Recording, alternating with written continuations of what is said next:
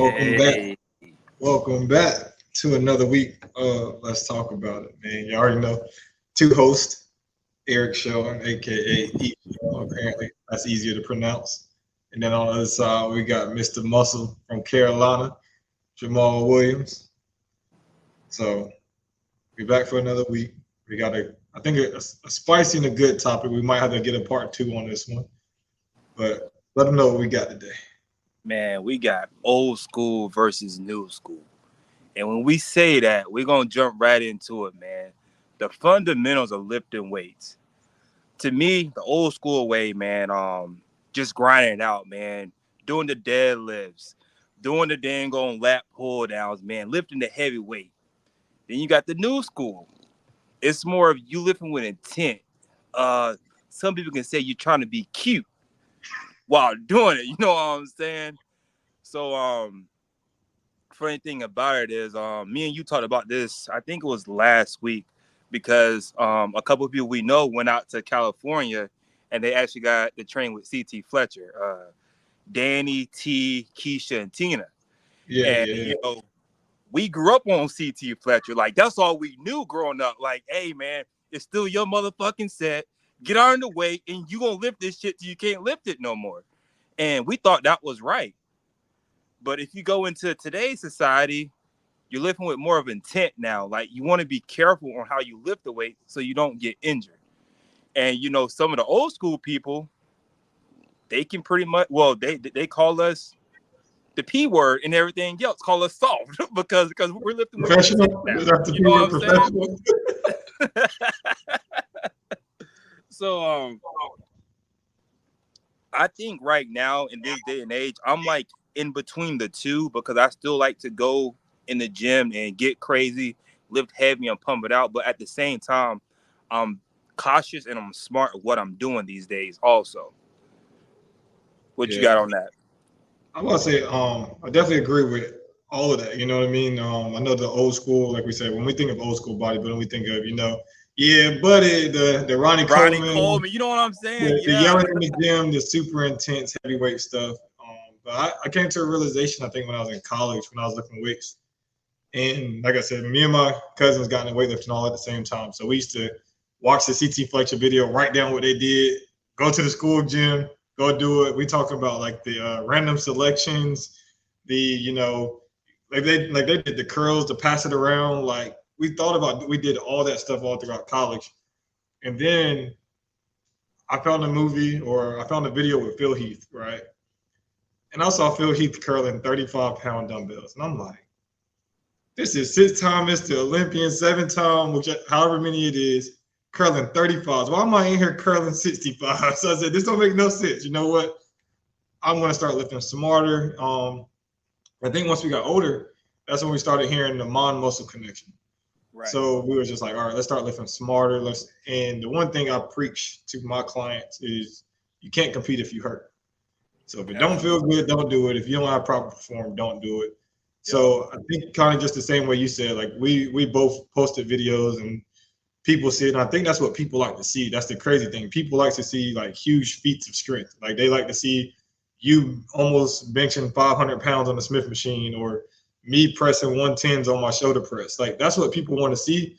But then I don't think people realize like doing that every day, beating your body up every day, that's kind of what they lived on back in the day. But we also see the long-term effects that they may or may not have had on the past people who bodybuilded.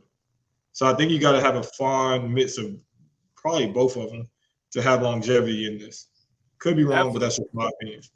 No, absolutely, man. I agree with you 100% on that. And the one thing that stands out to me in this day and age, like you can go on Instagram, Facebook, whatever you may have, and post a video and say, hey, if you want a chest like mine, if you want a back like mine, do these workouts. And that's bull crap, man. That like do not listen to them people because somebody will never have a back like mine. Somebody will never have a chest like mine. I can post my workouts all day long. You can do them rep for rep, but you're not going to have the same back as me if you do my workouts. So I think we need to be cautious of them type of videos and the people that post them type of videos because it's not going to happen. Yeah, for sure. And I get I get exactly what you're saying because people be like, oh, to build, you could definitely like. There's people out there who say to build a thicker back, you can do this split, but that's not building your back. That's just building a thicker back. To build wider lats, do these exercises. But we are me and and I mean we're informing people. It's your genetic disposition. It's really how hard you work out, your intensity. All that stuff goes into how much progression you'll make on each of those muscle groups. Like I can do Jamal's workout, but do it with 5-pound weights. I'm not going to get any progression. You know what I mean? It's not going to do anything for me. So verbiage matters. Like I could post my ab workout, which people know I don't really got the greatest abs. But if y'all want to go do it, then I mean, hey, will it burn? Probably, absolutely. Like you're going to feel it. But is it going to make your abs look like mine? No, probably because our ab genetics are 100% different. Simple as that. Cool. So, I had the second key point on this episode. I wanted to figure out the one thing that we know, and we say it all the time. Like the one thing that we feel like is ruining the sport of bodybuilding. It's not just natural bodybuilding. It's just bodybuilding in general. It's posing. Like the emphasis on posing. But one thing that I noticed and that I loved about old school bodybuilding was it was truly an art. The old school bodybuilders were artists. Like they made their bodies twist and turn in wonderful ways. Like one of my all-time favorite posers and favorite bodybuilders of all time is Flex Wheeler. And if you go Google some Flex Wheeler or look him up on YouTube, his posing routines were nasty, kind of like the Frank Zanes, and there's a bunch of other ones. So how do you feel that the major difference between old school bodybuilding and new school bodybuilding in regards to posing? I mean, it all depends on what level you're talking about. As you stated, I think the old school, they took posing just as serious as they took working out. You know what I'm saying? I think these days that the new school, they don't take posing that seriously. And as you can tell that by just watching some of these shows, like the posing these days are trash. It's just straight up trash. Like they don't know what they're doing. It's bad, man. So I just like I'm not going to speak too much on that because I don't want nobody coming after me. But the posing these days is trash. They don't take it serious. I guess they think if you diet for 12, 15 weeks, you can just step on stage and win a show without having the art of posing. And that's one thing that I love. Because truth be told, man, years ago, my posing sucked. I'm not going to lie, but I knew I had to get better. So I studied the old school posing. You know what I'm saying? I studied the Ruffins because he's one of my favorite posers, man. Like he can pose his butt off. So just watching him and learning different poses and like you said, how to tweak your body, man, and how to make your strength stand out. That's the art of posing. And I think that's lost in today's bodybuilding society. For sure. And kind of just to piggyback off that, like you said, they took it just as serious as they did, they're working out and they're dieting. Like nowadays, it's bad to say it. I said it this weekend when I was at the show. And it's funny that usually the worst person on stage is usually the best poser. It's like the person who cares the least about their diet and their cardio is probably the person who's the best poser because they practice so much on posing. They're like, yo, when I do my individual routine, that's all I care about. Like I'm gonna look good during this, you know what I mean? But they don't have the body to match it. Because I think the worst thing you can see at a show is when you see a guy who's really good, like nailed it, right? And then when it's time for him to pose, he just looks lost, confused, and out of place. And I'm like, I hate that, Mm-hmm. And there's even to a point where people don't know exactly the pose names. And I think it's just like any sport. Like if I'm a baseball player, like I want to know the top baseball players, or I want to know the skills of playing baseball. If you're a football player, I want to know the top people at my position. I want to know how to run the routes the way they do. I want to learn all the things. And I think in bodybuilding, people don't do enough research. They just say, hey, I want to do a show. And then next thing you know, they're going to sign up for a show and they don't know poses. They don't know anything that goes along with it. And I would say that's a fallback on the coaches, but I think as an individual, you have to know something, or at least try to learn about that before you even step your foot into that. That's just my personal opinion. No, absolutely. And Oh, go ahead. I didn't want to cut you Oh off. yeah, that was it. Man, I know one person, and I'm gonna go ahead and give this person his flowers, man, because I watched him pose, and I used to mock some of his posing too. Joe Lucero, man, that dude can pose his ass off. So that's one dude that's in the natural bodybuilding community that I actually watched, and I took bits and pieces of his posing and turned it into my own, man. So Joe Lucero, shout out to you, man. You are one hell of a poser, dude. And I can't wait to see you step on stage if you're competing sometime this year or next year. I know you've been in the off season.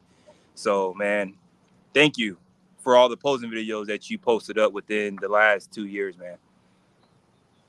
So you hear that, Joe? You need to go get some what is that called? Some residuals. Like he owe you something. So make sure you hit him up. At Carolina Muscle, go get them coins. Man.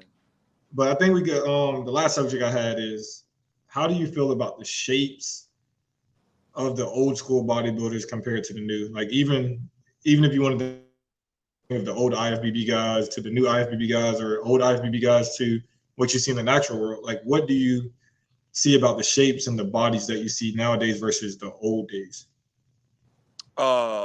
In the natural realm, man, it's completely different now. I think we're more aesthetic these days than the old school bodybuilders, which not taking nothing away from them because they paved the way for us to get here. But I think the bodybuilding, the body is just different now than the Frank Zanes and all that. You know what I'm saying? Even the Arnolds, you know, I think there's only one person I can honestly say on the natural bodybuilding side that has some similarities to Arnold, and God rest his soul, was Michael Dozy.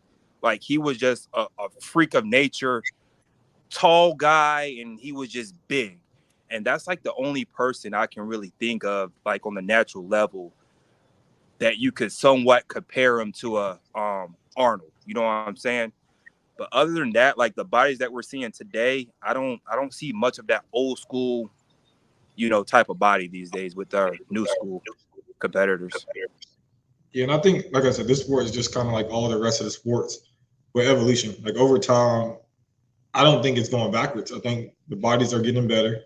And the kind of like even like what we heard about what they want from classic, you know, the conversation we had where there was like, hey, we want classic to be the conditioning of like the old age bodybuilders or the old school bodybuilders. But in the old school bodybuilders, if we're being honest, most of those guys from in relation to today, they were probably about 5 weeks out when they touched the stage, maybe 5 to 6 weeks out in conditioning wise. So Right. I think with us, we're coming in way drier, way harder at the time of the show. Like it's just the thing about conditioning. Like back in the day, they had mass monsters. I think in the natural realm and in the IFBB, there's still mass monsters to this day. Are they on the same level of the Jay Cutlers and the Ronnie Colemans? Probably not. But they're still huge. Like they're still like the Nick Walkers. They're still I'm missing a few, like the big Ramis, super big guys, right? And then heck, if you want to go to the natural realm, the mass monsters of the natural realm are like your Magnums, the Levi's, the Badas, and I think WNBF got a guy, I can't remember his name. So I think bodybuilding is in a great place. Like everybody wants to bodybuild. But I always think we always have to pay respect to the old school bodybuilders because they paved the way. And the guy that I'm going to try to get on, I'm going to end this episode soon. The guy I'm going to try to get on. So Ken, when you hear this, I want Ken on here. You are an old school bodybuilder who is still competing with these new school bodybuilders to this day. He's still competing. He just competed at the Florida Pro. So I'd love to hear his feedback, get him on here, chop it up with him for a little while. But Kent really has been competing probably for well over 30 years. And he then crossed over from old school to his new school realm and probably seen it all. But I think overall, the evolution of bodybuilding is in a great place. Simply said. So what you got? Just end this off. Man, I ain't got nothing, man. Keep going, dog. Keep going. I'm telling you, keep going. Because I'm about to dog walk some of y'all in about 3 months. But. So just like that, He out here dog walking people apparently. But hey, new school bodybuilding is in a good place. I think bodybuilding is in a great place. But do your research, do your Googles. Make sure you know how to pose. Hey, y'all, 3/4 turn victory pose. Learn what they are. But until next week, we holla at you. Peace. Peace.